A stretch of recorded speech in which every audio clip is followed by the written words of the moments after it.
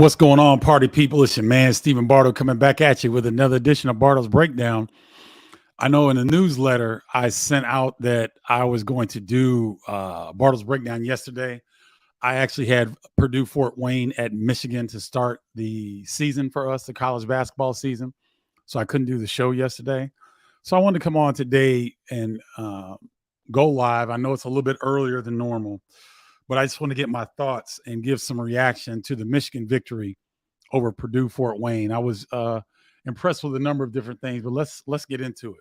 So Jet Howard is a supremely confident, supremely skilled freshman player for Michigan, son of head coach Juwan Howard, 6'7", 6'8" wing player, but boy, is he smooth. I mean, he's got a deadly jumper from deep. He can put it on the deck. But one of the things that I was really most impressed with, Jet Howard can pass the ball, ladies and gentlemen. I think he led, let me make sure, I think he led the team in assists yesterday. He had 5 assists. Now, he had 30 points in the exhibition victory over Ferris State. He comes back last night with 21 points and 5 assists. And here's the thing, he's efficient. 8 of 15 from the field, 5 of 10 from 3. He didn't get on the glass. Like, he had 2 rebounds. He had 5 assists. That led the team last night. So, Jet Howard is an impressive player. And it's going to be interesting to see when Michigan goes up against North Carolina, when they go up against Kentucky, how Jet and Joey Baker and Jalen Llewellyn, some of the newcomers, how they'll respond to some of the adversity that they'll face when they play these elite teams. But for right now, early feedback for Jet Howard is that he's the real deal. And I was very impressed with Coach Juwan Howard and how he handles both of his sons, not just Jet, but Jace is also on the team, and he plays quite a bit. So he got 2 sons playing for him. And I was just fascinated by the way that he's able to maintain his composure. He's a little bit harder on his sons than maybe he is on everyone else because he's not going to let anything slide. And so it's impressive to watch. I said to Kevin Kugler last night on the air, I said, what happens in the locker room when you get mad at the coach and yet his 2 sons are in the locker room with you? Can you bitch and moan about the coach? I mean, how does that work? That's got to be a delicate balance, but Michigan seems to be handling it well. I was so impressed with Hunter Dickinson last night. He had 22 points and 12 rebounds, so he was the leading scorer. He was 9 of 11 from the field. It's not the points that really impressed me. He is more agile and more active, and his feet are quicker, a lot quicker than last season. He did some really good things defensively in the first half where he closed out on shooters. He got low and slid laterally, both left and right, and was able to really keep smaller players in front of him. He was going up against a young man named Bobby Planutis, who is the second best player for Purdue Fort Wayne. And he's an undersized big, but he spaces the floor. So Bobby's probably 6'7", maybe 6'8", and Hunter's 7'1". And he's having to guard a smaller, quicker guy. And I thought he did a really good job. And to me, if Hunter can move like this defensively and get up and down the floor like he was doing, there may be a spot for him in the NBA. I know the league is gone different, and it's all pace and space. It's 5 out, nobody in the post. But defensively, man, Hunter Dickinson has taken a step up. I was very, very impressed. Another aspect that I thought was really good, Joey Baker looked really good. He was 3 of 6 from 3-point land. He had 9 points and 3 rebounds. And Joey Baker was brought in to do just that, to space the floor. And he did a really good job of that. There were a couple of instances, and I was going to try to clip the video, but I'm just going to go and talk to you all right now. But Joey Baker was spaced up opposite. He was weak side and did a really good job of spacing and being shot ready. What do I mean by that? His knees are not straight up and down. He's not sitting here looking. He's bent. His hands are up. He's ready. And as soon as he catches the ball, he can get into his motion. And he's about 6'6", if not 6'7". This Michigan team is long, ladies and gentlemen.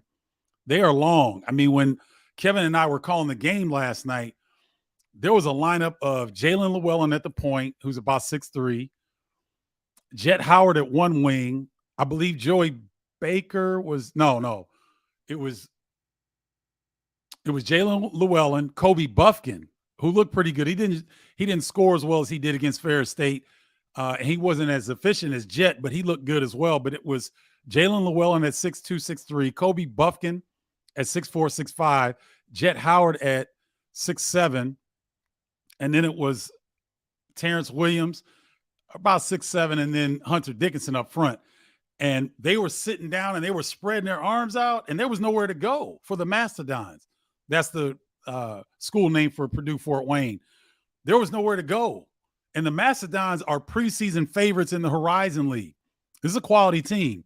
Now, they were without their top player for coach's decision, but they're still a capable ball club. And Michigan put a 20-0 run on them in the first half. They put a 18-0 run on them in the second half because they really locked down defensively. And that's one of the things I was going to talk about, is that Michigan's defensive intensity was really impressive, ladies and gentlemen.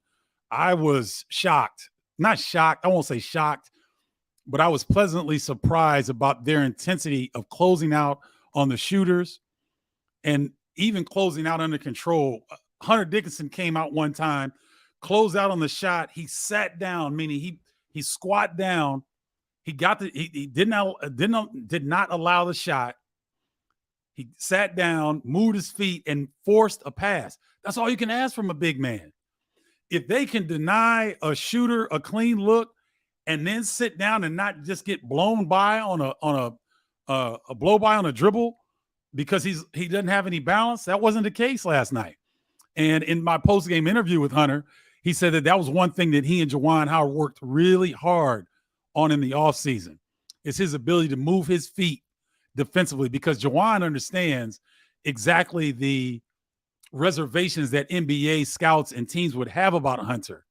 And so Juwan is doing his best to help Hunter address those things, because offensively, he's talented enough to play in the league.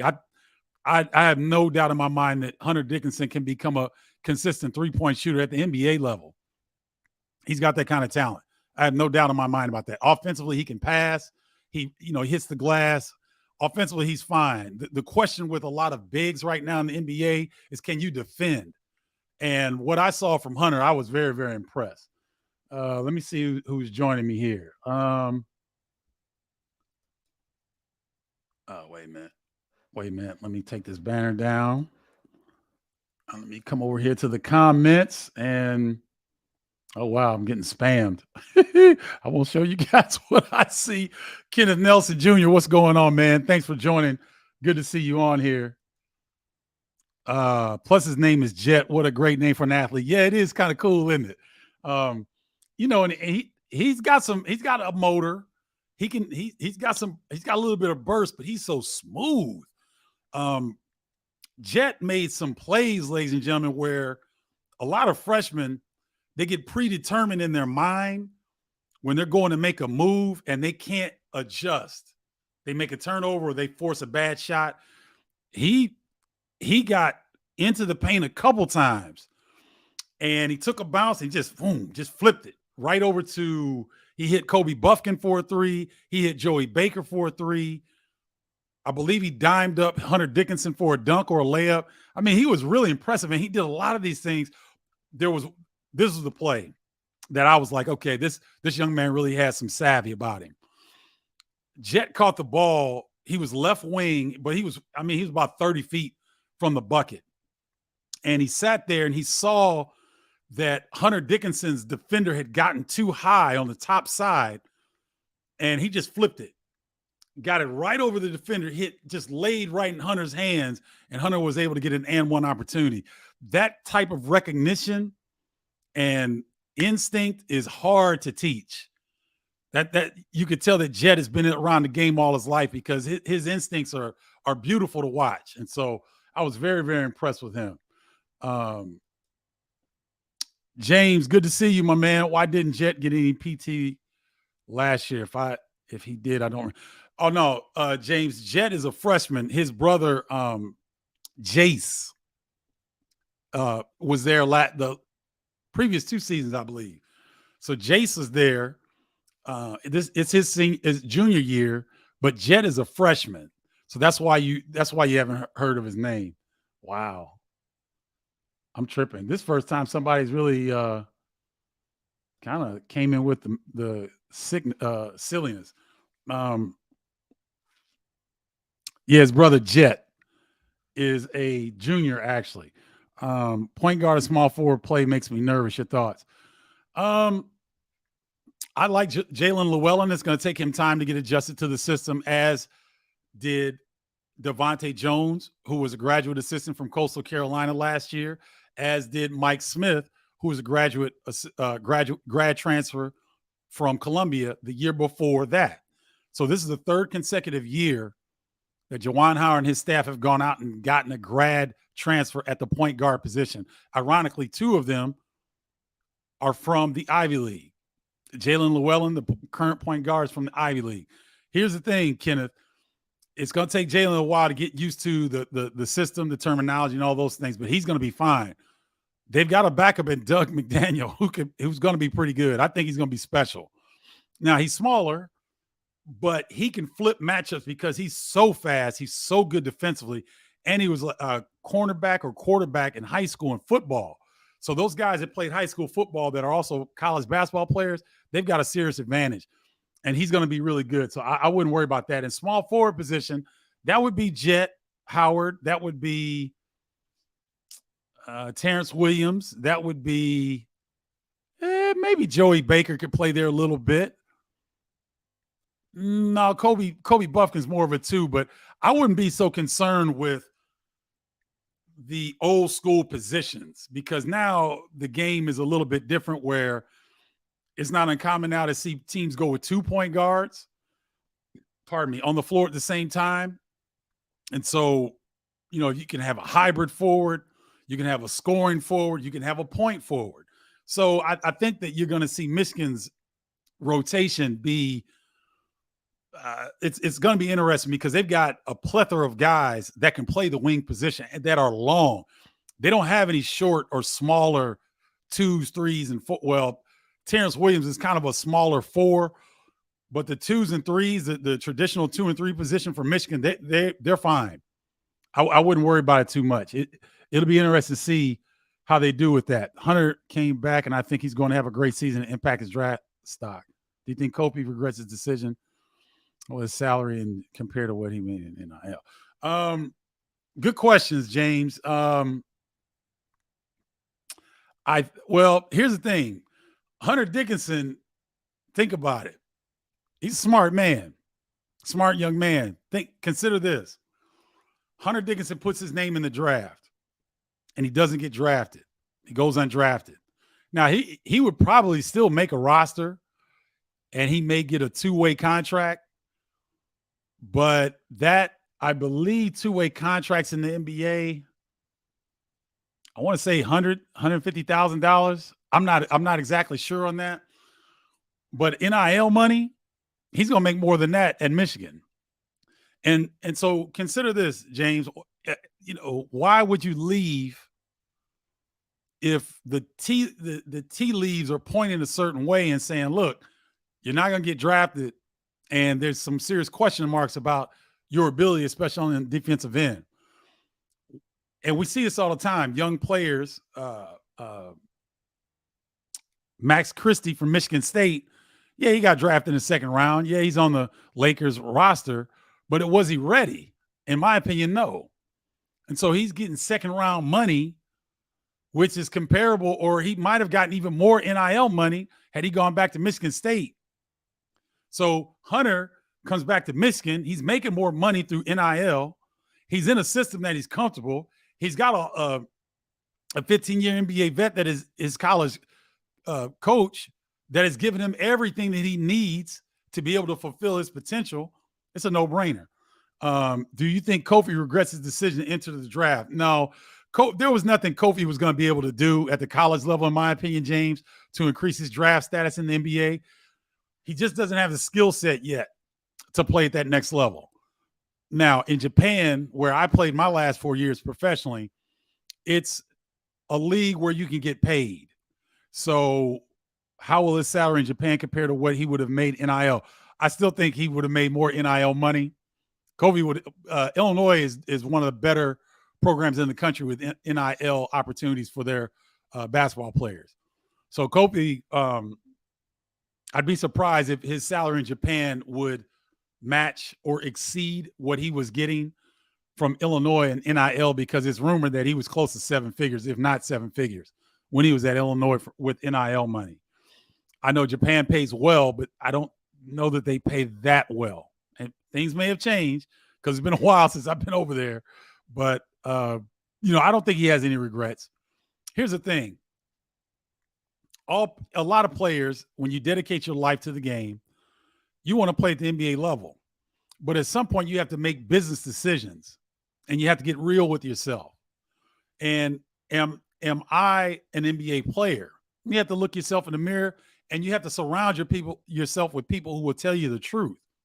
And so if I were to tell Kofi Coburn the truth, I'd say go to a league where you can make good money, where you can work on your skill set, and let's figure out is it that you really want to be in the NBA, or do you want to continue to make money playing basketball?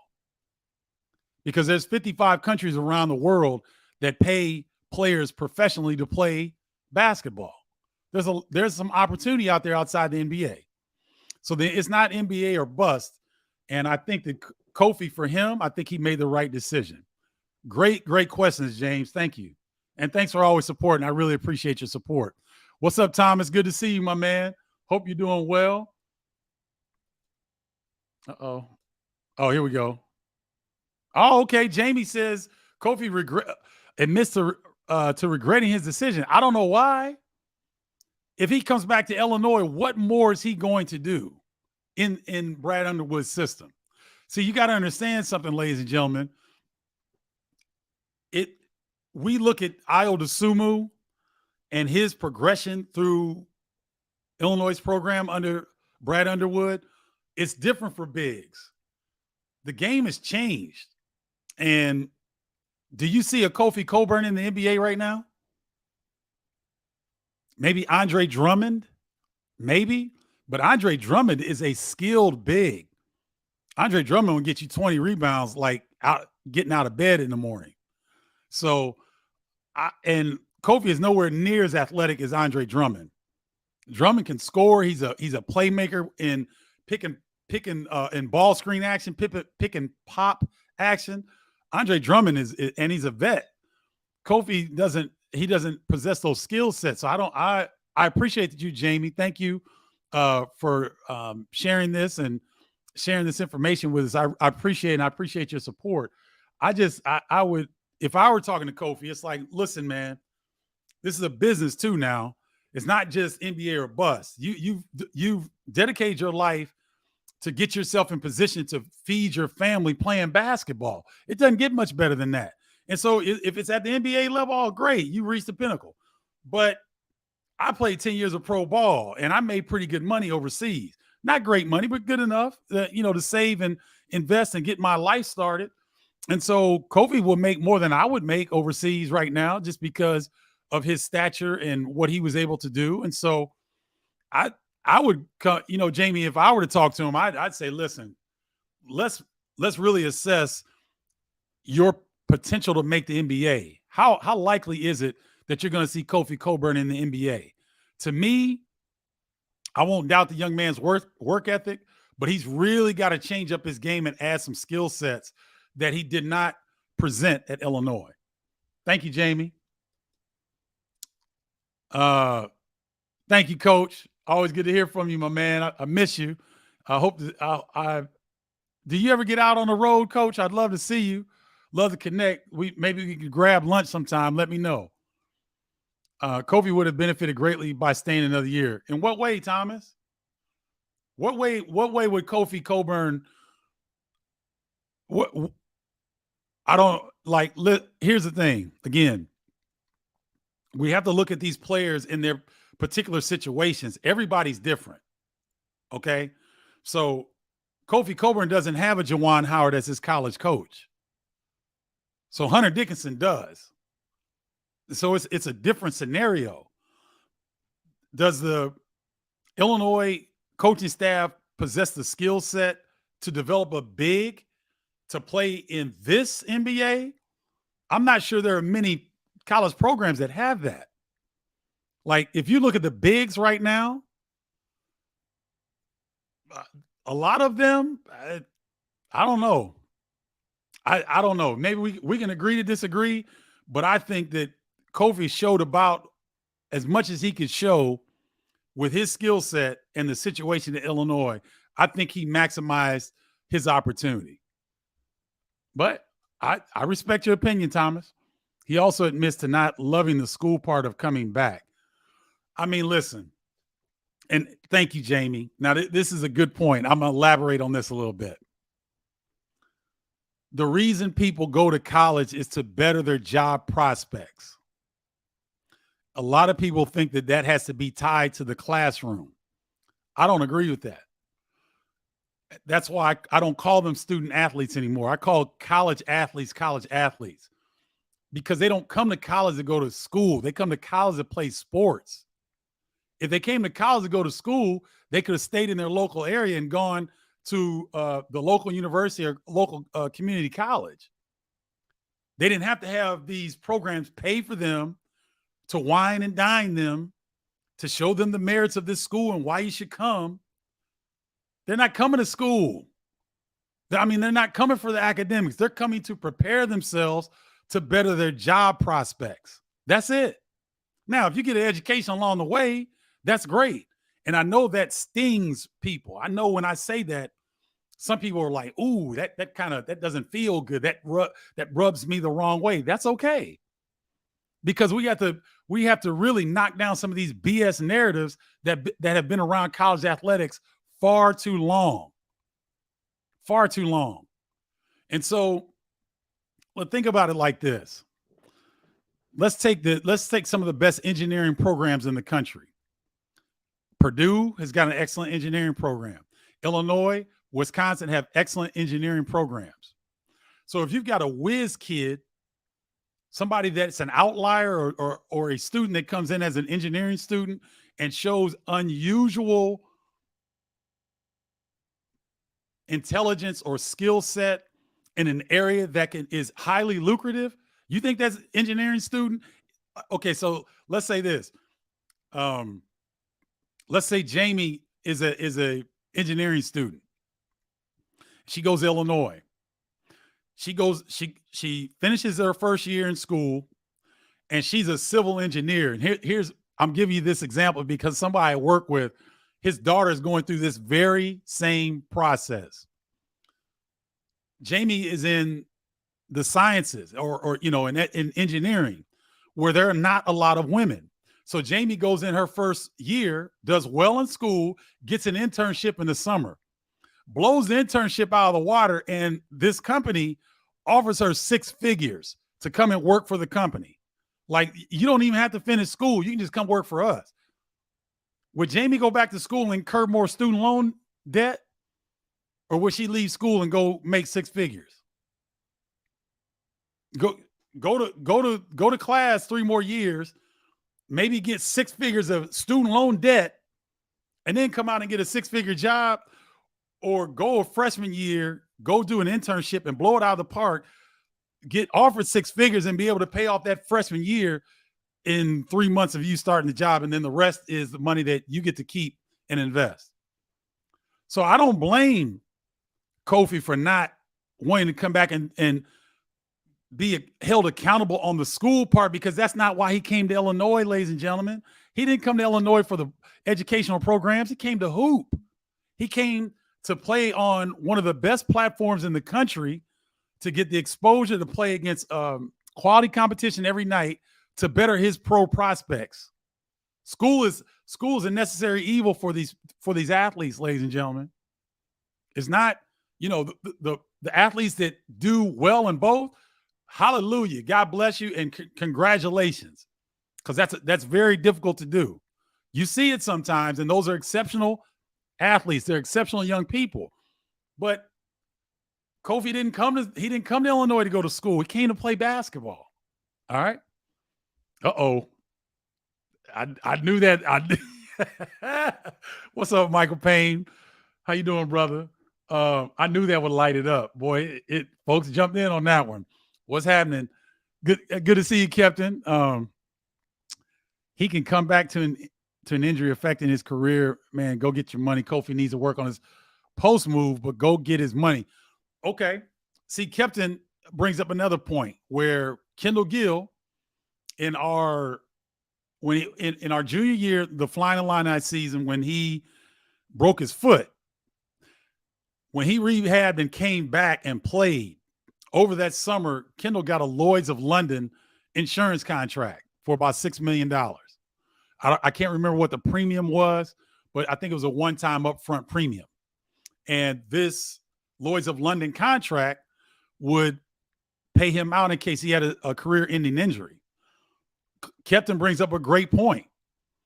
When these players come back to school, they're taking a risk.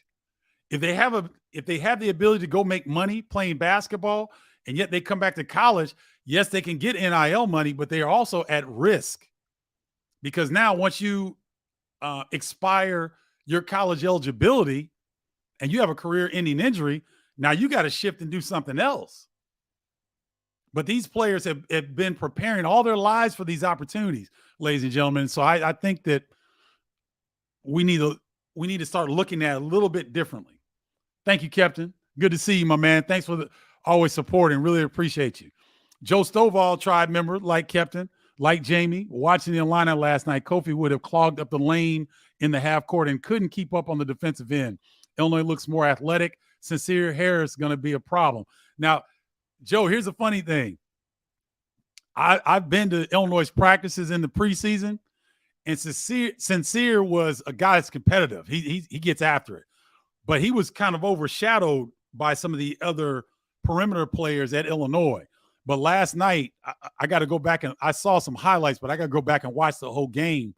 But he looked like he got after it. And he's a competitive kid. And so Joe makes a very good point. The Illini Nation is very excited about this particular ball club because it's a different look. You've got to play a certain way with Kofi to utilize his size and his skill sets. So great points as always, Joe. I hope you're doing well, brother. Good to see you, and thanks for always supporting. Ramon Moss, tribe man. What's up, Ramon? Kofi was just going to continue to get double and triple teamed to Illinois. I thought he looked a lot better in summer league than he did in college. Okay. It was easy to see that he's getting better. Continued blessings to him and everyone on their professional journeys. Well said, Ramon. And I think you're right. I think that after a while, it just, you come back and, hey, all right, again, if you're getting great NIL money and you're not going to get the same kind of money if you go professional, okay, that's fine. But if you come back to school and you don't see a pathway to really improve your skill set to the level that you want to be, then you got to make a decision that benefits you. Michael Payne, what's up, fam? Take the ego out of it and make as much money as you can wherever you can. This is Michael Payne, a former professional basketball player speaking with a degree from Iowa, doing very well in his professional career, but he understands what we're talking about here in the importance of, I don't know, ladies and gentlemen, if you understand the amount of time, sacrifice, and commitment that these players make just to reach the college level. The sacrifice that their parents make or their families make, the amount of money that has to be invested in the training and getting these players on these showcase situations, platforms, and things like that. It's a lot. It is a lot of money. It's a lot of time. It's a lot of sacrifice. So this is where parents and these players investing their time and their money, they're not going to get rocket scientists to come in and tutor them. They may get tutors and things like that, but the education just isn't the focus. I know that, again, I know that hurts. I know that hurts to hear, but this is reality. And we need to be more realistic about what's happening around sports. I just think we do. Let's see. Derek Tyshawn Brilliant. What's up, Derek? How you, man? Derek, I sent you a shirt. I didn't hear nothing from you. I don't know if you got it or not. I ain't heard from you, brother. It's good to see you back on Bardo's Breakdown. Derek Tyshawn Taylor, one of the original tribe members on Bardo's Breakdown. I haven't seen you in a while, though, man. Good to see you. Thanks for joining. I feel like Danger was working out during the offseason. He has added so much muscle. Think he'll be a solid replacement for Kofi, maybe even better. I don't know that he'll be better, Jamie, but he's look, Dane Danger is skilled, ladies and gentlemen. He is very skilled. And it's funny, I got on here talking about Michigan, and I'm up here talking about Illinois the whole time, but that's cool. No, Dane Danger is very skilled. Illinois is going to allow him to, when he gets a defensive rebound, if the guard is jammed and he's not ready to catch an outlet pass, Dane Danger can take the ball off the glass and initiate the break. He's got handles, he can pass, he's got really good post moves, and he never seems rushed. And he did work on his body, Jamie. He looks really, really good. Okay. See, Jamie, oh, man. Now, see, the accountancy at Illinois, I believe, is the top 3 program in the country. So Jamie's doing quite well. So kudos to you, Jamie. But not every college athlete will become a professional athlete. So academics are important. Thomas, I didn't say academics weren't important. I know that. I'm the son of a professor. I couldn't play it unless I got my classwork and all that finished. I didn't say it wasn't important. I said it's not the main focus for a lot of these players. And you're exactly right. Not every college athlete is going to get to the professional level, but you can't tell them that, Thomas. I'm telling you, man, basketball players are the worst at math.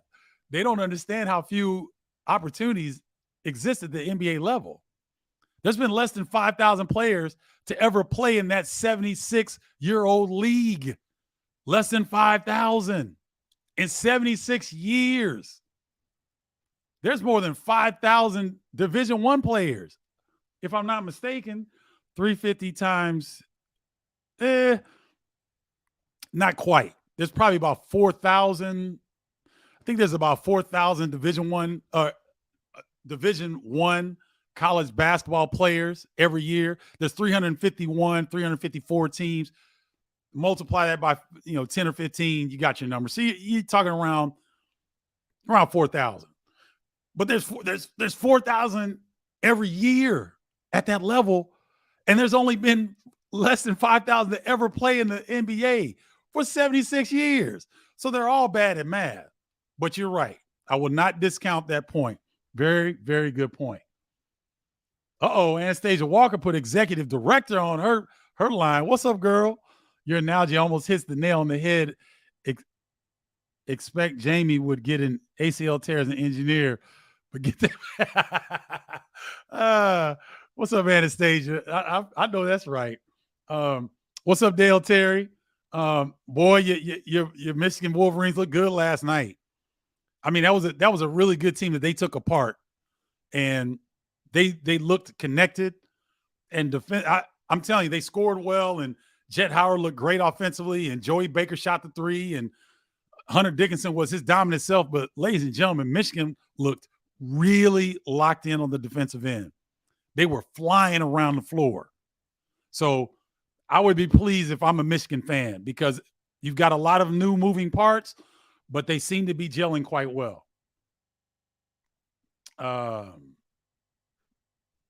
Let's see. Anastasia says, for an athlete, having a plan B makes sense, but they will not have one.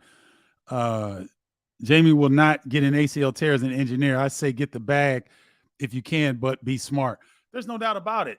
And Anastasia brings up a really good point. You need a plan B. There's no doubt about it, because athletics is too fleeting, and it's the numbers just don't support the amount of people that are trying to get to that level. I know why people want to play in the NBA. Hell, I wanted to play in the NBA, and I was fortunate enough to do so. Not long term like I wanted to, but I was able to play there. And so what was I going to do if I had a season or ACL like Anastasia is talking about, or an Achilles tendon that, pops and may not come back full strength? It's important, right? It's important to have. I see you at the stage. I'm not going to put that up there, but thank you, love. I appreciate you joining us, even though you're trying to get some work done. So I want to come on here and give my reaction to Michigan and them playing, and want to answer your questions. I appreciate all of you all for jumping on. I know it's a weird time of the day, but I wanted to get this in, and I want to try to do this. Now, here's the thing. I'm getting ready to I'm going to do the regular stuff, the regular once a week show, and then I'll have clips and things throughout the week. But I'm going to do something that's going to be a paywall behind it. I'm going to charge $5 a month, and I'm going to answer people's questions directly. I'm going to allow people who sign up for my locals platform to come in and put a video up yourself of asking a particular question. We'll go live once a week with the people in that group, and I will specifically answer your specific questions because, I'm putting in a lot of work on these platforms, and I want to find a way to recoup some of my investment. So I don't have the specifics locked in as of yet, but that will be coming later on in the week. So I'm just whetting your appetite for those that want to go even deeper. That's where I'm going to be the professor, because I'm going to break down games, going to have clips, going to show you what teams are trying to do, show you teams' tendencies, so that when you watch these games, you are smarter than anybody else that you're around that talks college basketball, in particular Big Ten basketball. I was watching Iowa versus Bethune-Cookman last night. Josh Ogundele has his body right, but the light still hasn't turned on. He still doesn't understand the body, his ability he has in front of him. Hopefully he will find his way. Michael, it takes bigs are different than the guards and the forwards. It takes them a while to, like you said, find their body, find their potential, and then put it all together. It takes time. And I'm glad. See, when I see young people make the dietary changes, put the work in on the conditioning side, put the work in on the weight room side, and you see the results, that's a great sign, because now they can get to where they want to get to because they're willing to work. And so, Michael, as you know, those intangibles at the college level, I need to have like an online course or a book, because I'd be a multimillionaire and be retired. If I could really, Michael, you know where I'm going with this. If I could really take athletes, basketball players, and take them what situation they're in. So, for example, Ogundele is at Iowa. He plays for Fran McCaffrey. Iowa's a team that likes to get up and down the floor. That is the history of Iowa basketball. And the coaches that did not get up and down the floor at Iowa didn't last long, i.e. Todd Licklider. Iowa is a program that has hung their hat on getting up and down the floor, scoring the basketball. So Ogundele, he's at Iowa. How can his skill set fit into what Fran McCaffrey's trying to do? It's not, how does Fran McCaffrey try to figure out how Ogundele? No, it's up to Josh Ogundele to observe what's happened since he's been there, who's getting the playing time in front of him and why, and what he needs to do to go from today till, when the season's over. He's got in his mind exactly what he needs to do and what he needs to work on in order to get more playing time or to be more featured. That's exactly what Hunter Dickinson did. Hunter could score, he could shoot, he could pass, he could do all these things. He busted his tail this summer running, agility, changing his feet, closing out under control, sitting down defensively, guarding people. And so he's going to, you guys may not recognize Hunter Dickinson when you see him, ladies and gentlemen, because there were times when Hunter may not be able to stay on the floor because of certain matchups. That's not the case anymore. He can hold his own defensively. I don't care who he's guarding. Seriously. He's gotten that much better. So, Michael, the thing is, and that's a great point, Michael. To me, thank you, Anastasia. I appreciate you, love. Thank you, Jamie. Appreciate you guys. To me, Josh will be fine, but it's what does he have in his mind, Michael? Where does he want to be? What kind of contribution is ideal in his mind? And then take him, sit him down, show him video of himself and what I was trying to do, figure out what has Coach McCaffrey told you since you've been on campus. What has he said to you directly and what he wants to see you do? Incorporate that, incorporate where Josh wants to be, and he could get there because he's already shown he could put in the work. But those are the type of things that need to happen for these players. They need someone like myself or someone that's played the game, that's a realist. We don't need idealists. We need realists for our young people. That's part of the issue with our young people, is that they're not being told the truth, right? You guys that are in my age group, you remember when your parents used to say something and man, that shit would sting. It did not feel good. Oh, I hated it. Hated when my mom and dad corrected me or told me I was half-assing it, or, you're not giving the right amount of effort. And if you don't get this class work together, then you staying at home. You're not playing. And now, as I'm not perfect, but I can take criticism. I can, without it, without me being internalized and being on suicide watch. And I'm not making fun of that. And I probably shouldn't have said that, but our young people are so sensitive now that they think about those things when things don't go right. And with players like Josh Ogundele or any other player, female or male, I don't care what sport, we got to be real with ourselves first so that we can be real with our young people. And in that way, okay, we devise a plan for a player like Josh Ogundele. Now, it's up to you, big fella. Here's the plan. You either work it or you don't. It's up to you. So that, I think that would be really, really effective. There it is, Jamie. Accountability coach. Ramon, yeah, the truth hurts. But here's the thing. The truth also sets you free. Because when you get the truth, now you got a decision to make. Right? Like people think like this is interesting. And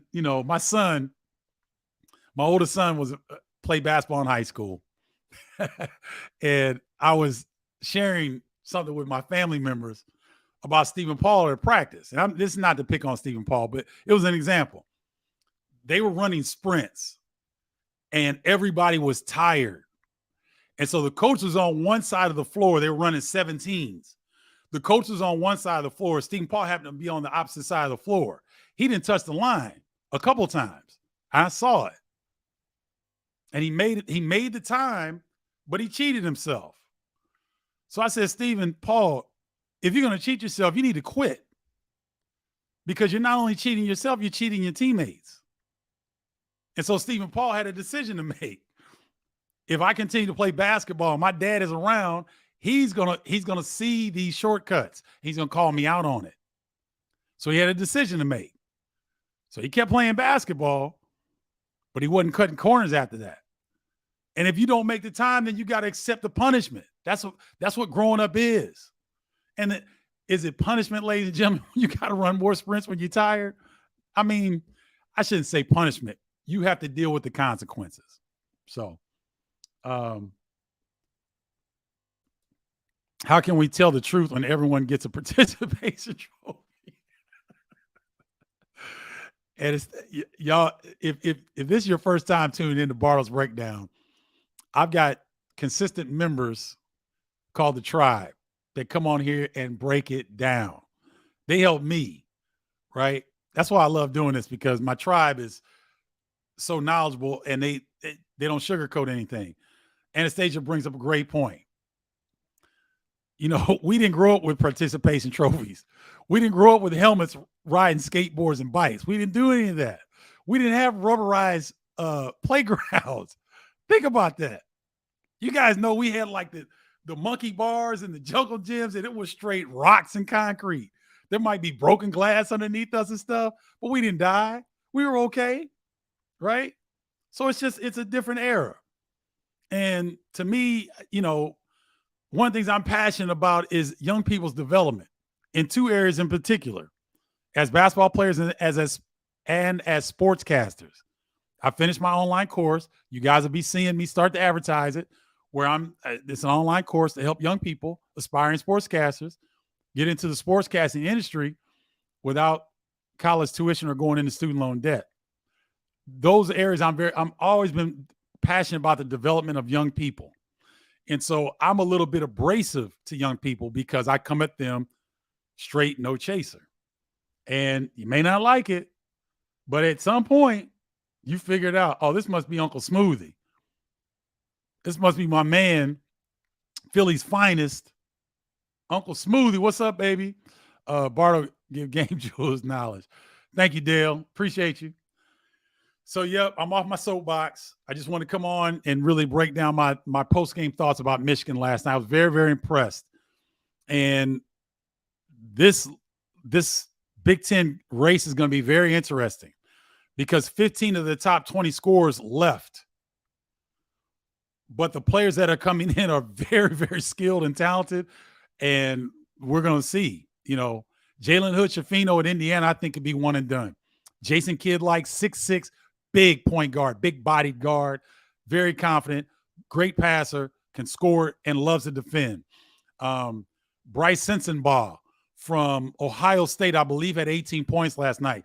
He's a unique player, ladies and gentlemen, 6'6", but 235 with wiggle and handles. I mean, he ran point guard position in high school. A lot of players like this. Matt Griesel at Nebraska, 6'7" point guard. I believe he had 24 points last night in Nebraska's win. So we've got new players to kind of check out and watch. It's going to be fascinating. It's going to be fascinating. Jet is what C. Houston should have been. Yeah, Dale, here's the thing. Caleb Houston, how can I say this in a politically correct way?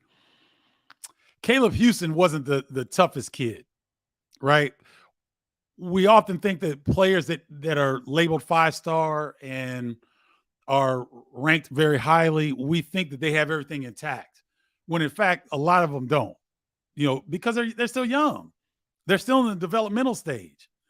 And so Caleb Houston is an extremely skilled player. But boy, when the game starts heating up a little bit and there's a little bit of pressure, he wasn't necessarily the first go-to guy for Michigan last year. He got drafted, but I don't know that he's playing. And so Jet Howard is different. Jet's different. When you grow up when your dad is an NBA veteran, an NBA coach, it's a different makeup because Juwan Howard has stressed throughout the preseason. I never forced my kids into playing. He's got 3 other children that play Division I sports, I believe. He's got a daughter that's a lacrosse player. Another son plays or played at Brown. And he's got another child that played sports as well. So he did not force his kids into basketball. He shared a story with us where Jet, they'd have a nanny coming into their home when they used to live in Houston. And Jawan took a room and put a hardwood floor and put a glass backboard in a basket in a room. And so when the nanny would come over, Jet would go get the nanny and be like, look, we got to go work out. You got to come rebound for me. So they go in this room, and Jet's 3 or 4 years old now. Nanny, come on. We got to go work on my game. Come on. You got to rebound for me. That's innate. I don't think Caleb Houston had that. Caleb Houston didn't have a parent that had, that's a NBA savant. That's what Juwan Howard is. He's a basketball savant.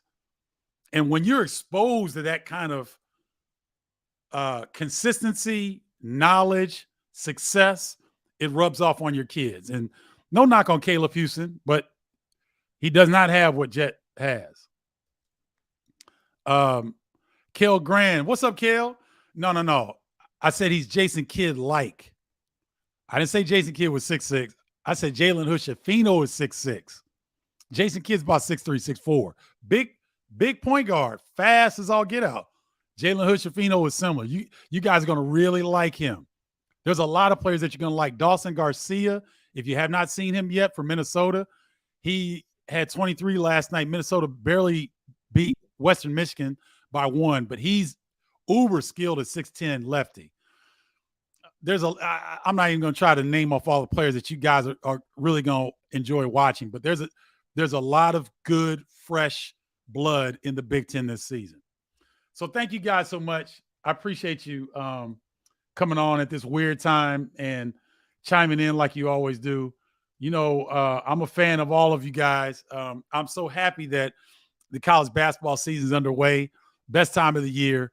And so if you guys ever have any questions, if you have any comments, if you have any ideas on live shows that you want to see, or if you want me to do a video on a particular subject or topic, please let me know.